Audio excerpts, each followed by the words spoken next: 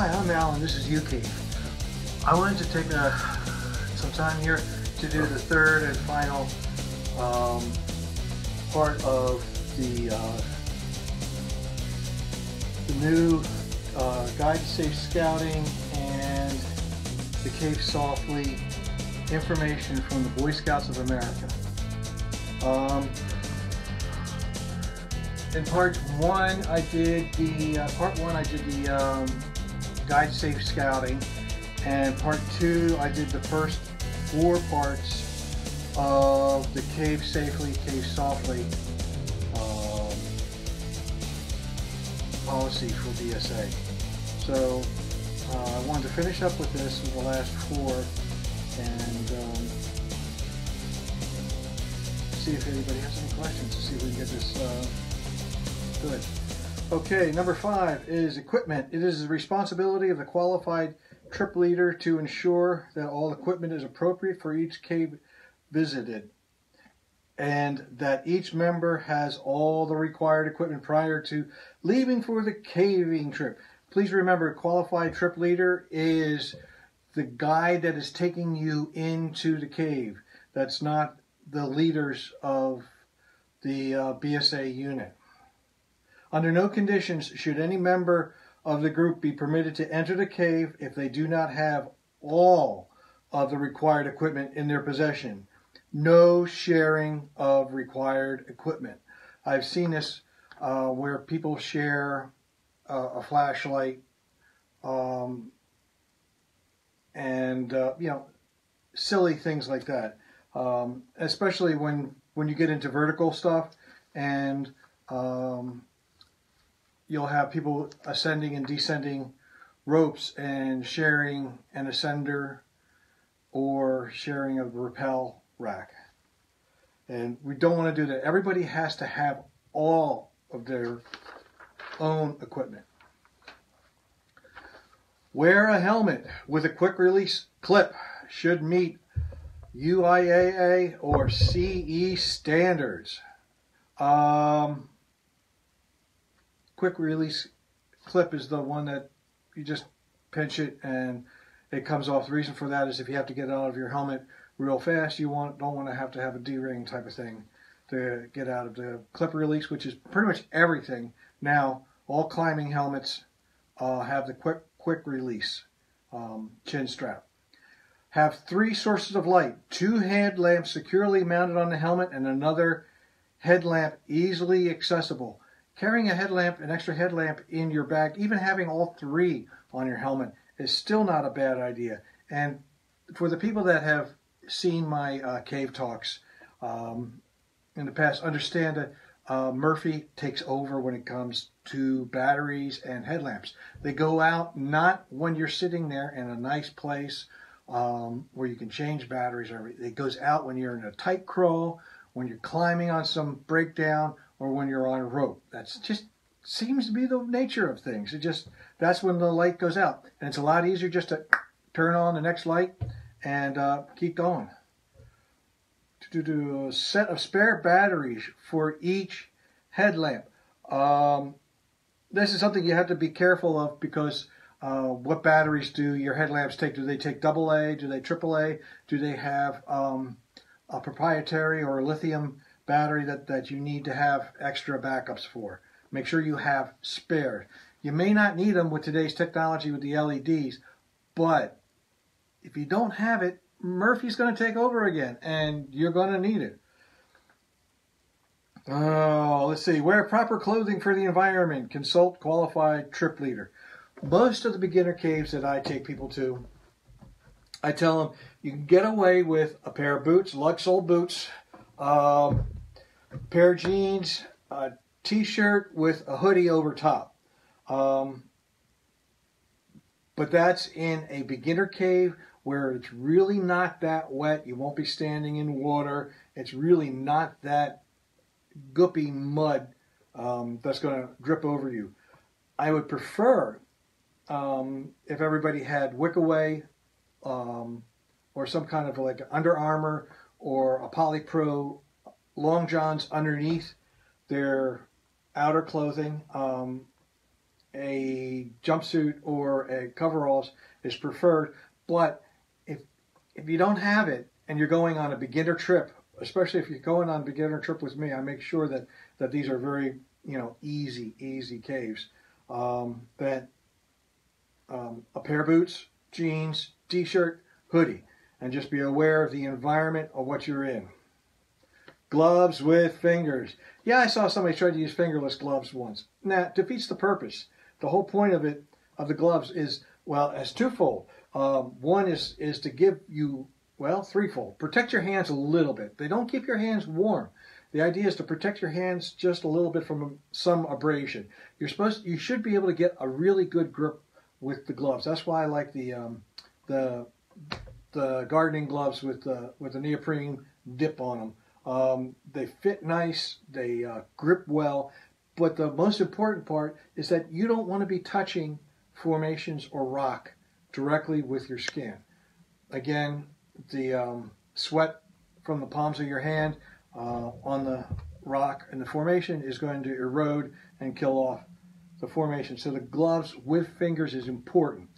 Appropriate footwear as specified by qualified trip leader. And as I just said, lug sole boots. I don't like sneakers at all in a cave.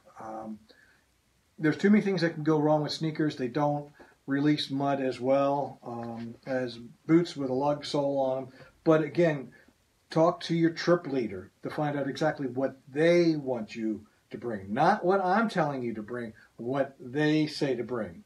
Knee pads and elbow pads are strongly recommended. When I first started this, knee pads were on the optional list. And everybody comes out complaining about sore knees. So now I put them on the required list of things that you must have to go caving. In Pennsylvania caves, you spend a lot of time crawling. In other caves in other parts of the country, maybe not so much. But in Pennsylvania, parts of West Virginia and Virginia, and especially if you go up into New York, the caves up there are really crawly. You got to spend a lot of time on your hands and knees, and elbow pads are strongly recommended. Not necessarily, but I like to use my elbows to jam into cracks and stuff when I'm climbing and to wedge and use them as for friction. Small personal first aid kit. It's a must. It's not tough to put together a small personal first aid kit that has stuff in there for abrasions and things like that. That's going to be your the most first aid scenario is going to be abrasions or cuts. What I tell people too is in your first aid kit, you should also pack in a crush-proof container any personal meds that you need, whether it's an EpiPen, an inhaler, anything for any type of an emergency medication that you need. It doesn't do any good if it's sitting at the entrance of the cave, which could be 15 minutes away, or in the car, which could be a half hour away. If somebody has to run out to the car and back, that's an hour. And you know what happens if you don't have your EpiPen right away? Yeah, not good. So put it in a crush-proof container. Make sure your trip leader, your qualified trip leader, knows that you have that in there and knows how to use it. I put in my personal first aid kit, I carry contact solution, something so I can rinse my eyes out with. I get a lot of dirt in my eyes from spotting people kicking mud down on it. Appropriate food and water. Crush-proof food. If you just put a banana or a peanut butter and jelly sandwich in a Ziploc bag, it's not going to last long. It's going to get stepped on. It's going to get crushed. Make sure that your food is crush-proof in a crush-proof container, something that has some rigidity to it so that when it gets stepped on, your donuts aren't all in a mush and stuff. Small, loud whistle. This is really important. Voices die quickly in the cave. If you get turned around in a couple of passages, your voice will die quickly. If you get separated and you need to get a hold of the trip leader, it's a good idea to have a whistle so that you can use that to call. Hypothermia kit, large plastic bag, matches, and a tea candle. Large plastic bag is a must. Some people don't understand really what it's for. If you're caught inside the cave for any appreciable amount of time, and you take like a large contractor bag and wrap it around you, that's going to hold some heat in. Now, if you have a group of, say, 4 to 6 to 8 people, and they huddle in a circle, and everybody has a plastic bag around them, you can produce a pretty good tent that will keep heat in, and as you rotate people in and out on the center, they will stay really warm for a very long time. Number 2, there's going to be, well, not that there's going to be, if there is trash in the cave, you got to put the trash someplace. Trash bag is a must. Number 3, when you're done at the end of the day and you're changing out of your muddy clothes, put them in a trash bag. Don't just dump them on the floor of the car. Your driver is going to be very upset when he has to clean out all that mud out of their car. It's hard to get it out of upholstery and leather and the floor mats and stuff. They just have to be scrubbed down really good. Plastic bag, put your muddy clothes in. Be kind to your drivers. Other emergency essentials as required by the qualified trip leader. Again, ask your trip leader if there's anything else that you need for this trip. Moving on, planning. All members of the trip must have completed the caving introduction training program on the NSS website prior to their caving trip. I'm going to post a link below this. If you go onto caves.org/youth, it's right on the top of the left-hand column. If it moves, I'll let you know. But for now, that's where it is. Take a look at it. It's not that long. It's not that technical. It's very comprehensive and lets you have a really good idea of what you're getting into. When planning, remember the following. Share the caving plans and the alternate activity with parents and the unit committee. Secure the necessary permits or written permission for using private or public lands. That's very important. Generally, when I take people caving, as the qualified trip leader, I get the written permission and any permits that are necessary. I consider that as part of my job of getting people in and out of the cave. But ask your qualified trip leader if they're going to do that for you, or if you have to do that. Don't leave that up to guessing, and don't do what I say that I do for my trips. Do what your qualified trip leader tells you to do. Qualified trip leader plan for the caving portion of the activity. Make sure that you understand how long you're going to be in the cave. And what do you need for the caving trip? Do you need a snack for inside the cave? Is it just a 2-hour trip? Is it a 4-hour trip? Things like that. Anything else that you could possibly need for the trip inside the cave, make sure you talk to your trip leader about that. Group size should follow regulations established by the managing jurisdiction for the cave. Groups entering wild, unimproved caves should not exceed 14 individuals total, including adult supervision and qualified trip leaders. If the group is larger, then additional qualified trip leaders and qualified supervisors must be recruited to subdivide the group. Remember that each group must have the gear and supplies to function independently of one another. A lot of times, if I have a larger group, say of like 16 people in a trip, we will enter the cave all together to keep everybody together. And once everybody's acclimated and we talk to everybody and see what their preferences is, ours is, they're usually more than just me as far as the qualified trip leader, and we'll divide the group in half. We prefer to have the group themselves divide themselves and have like one person is going to be a little more adventurous and the other person is going to take the little bit easier routes so that people can decide what they want to do and they go in the appropriate group. But established by the managing jurisdiction of the cave. Some caves have a smaller number than that. Some caves have a maximum number of 6 in the cave or 8 in the cave. Make sure you know what this is and you stick to it. The qualified trip leader must have an emergency plan that includes contacting rescuers in the event of an emergency and must be shared with the entire group. That's really kind of a no-brainer.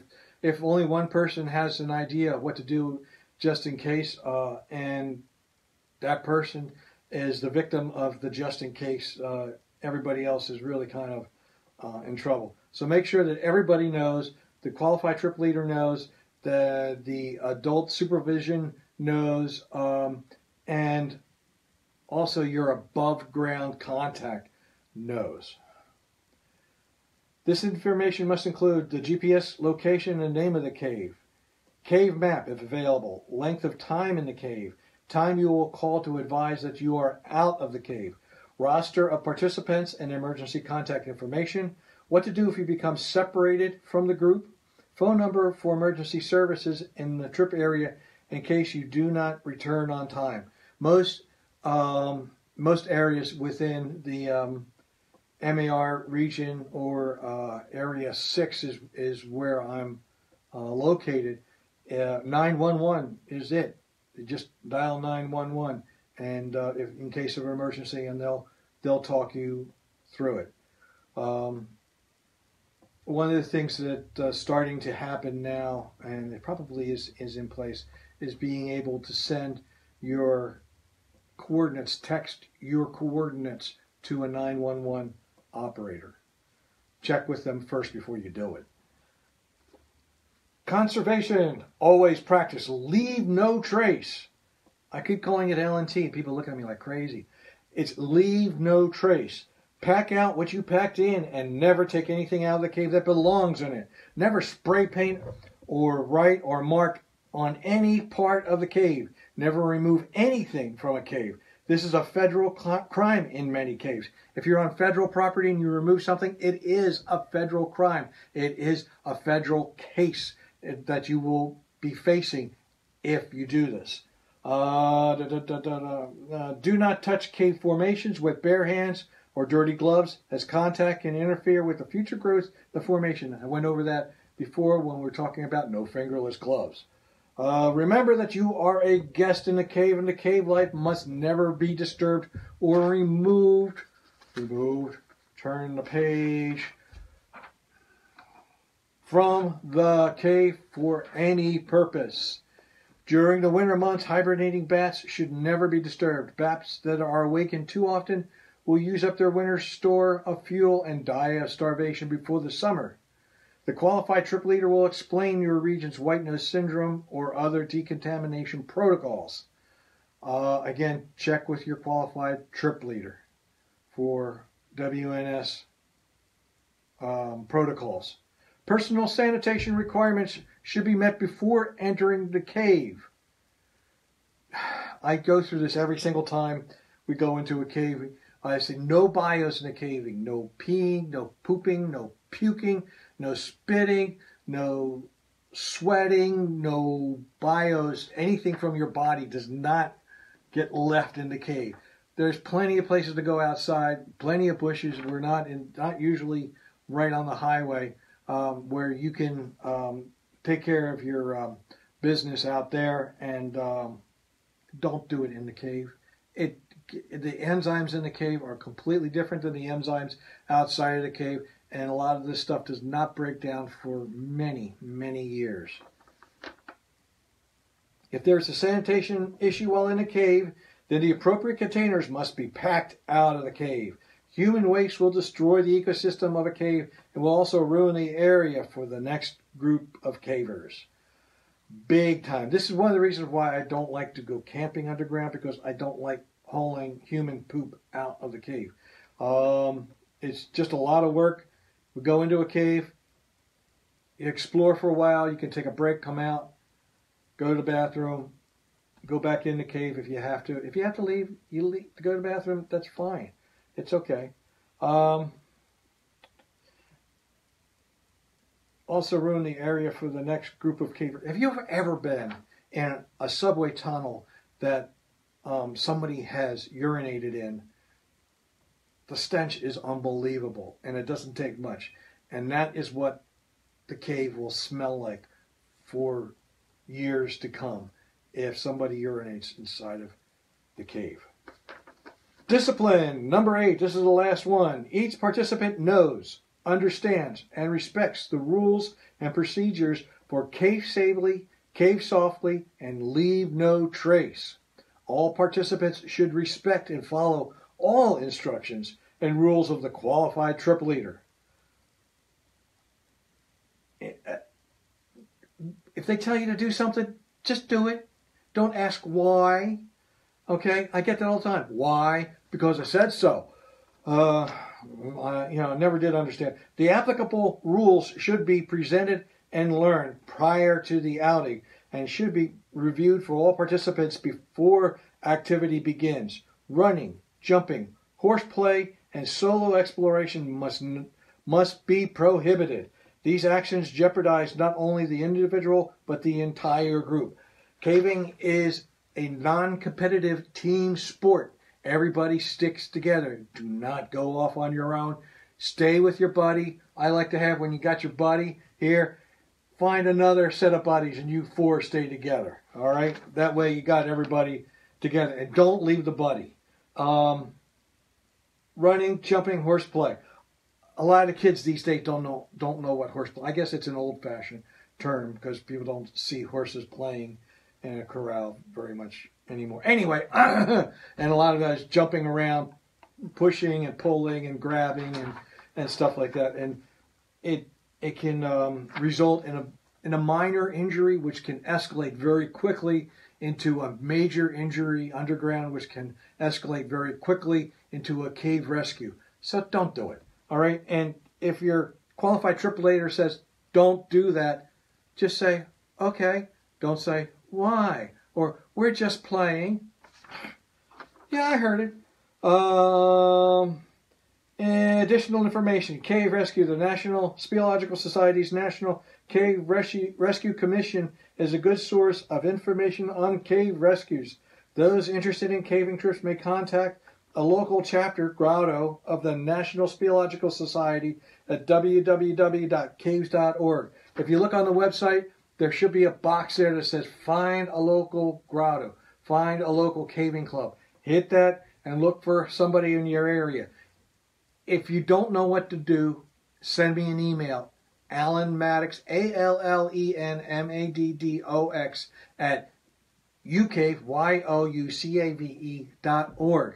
I will help you find somebody. If you're in the Northeast,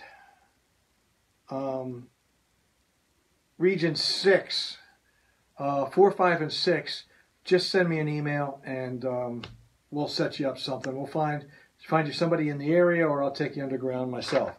Okay, that's the extent of the Cave Safely, Cave Softly. I hope you understand and what it is that you need to do as a trip leader, whether you're the qualified supervisor or if you're the unit leader that's taking the boys under the ground, or if you're a member of the committee that handles all the outdoor activities, that you understand what to do in before you go caving, what to do, what to expect when you go caving. If you have any questions about this at all, please feel free to either comment below or send me an email at allenmaddox@youcave.org or nssyouth@caves.org. Either one will get to me. Again, I will, if you have any questions about this, I'd be more than happy to step you through and answer specific questions if you have it. There you go. Please feel free to share this onto other scouting and caving groups on Facebook and pages, and let your friends know. Like and share. It helps. Thank you. Good night.